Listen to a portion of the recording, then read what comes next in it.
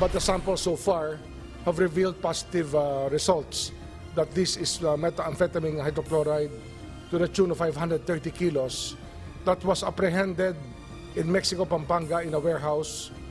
530 kilos ng suspected methamphetamine hydrochloride o shabu ang nasabat ng mga otoridad sa isang warehouse sa San Jose, Malino, Mexico City, Pampanga kahapon.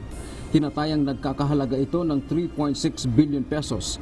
Ayon kay Justice Secretary Crispin Boyeng Rimulya, matagal pinag-aralan ng mga otoridad ang grupo bago isagawa ang operasyon. Magkatuwang ang Philippine Drug Enforcement Agency, National Bureau of Investigation, Bureau of Customs at iba pa para mahuli ang mga kontrabando.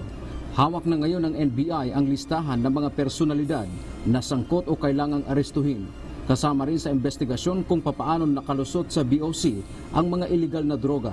Hindi pa kinumpirma ng DOJ kung may sangkot na opisyal ng pamahalaan sa illegal drug operations na ito.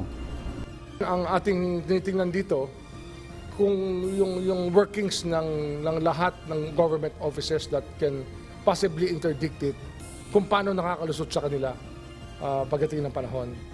And basta we're working with customs now, and their cooperation is critical to the success of the anti-drug program. Galing umanong Thailand ang illegal drugs at dumating sa Subic Port noong September 18. Kaya kumbinsido ang DOJ na may sangkot dito na mga dayuhan. Thailand is one of the sources of the drugs. The markings of much of the packaging have Thai markings. Ito na umano ang pinakamalaking halaga ng illegal na droga na nasabat ng pinagsanib na puwersa ng mga ahensya ng pamahalaan. Dante Amento, UNTV, News and Rescue. Diyos ang aming sandigan, serbisyo publiko ang aming pinahahalagahan.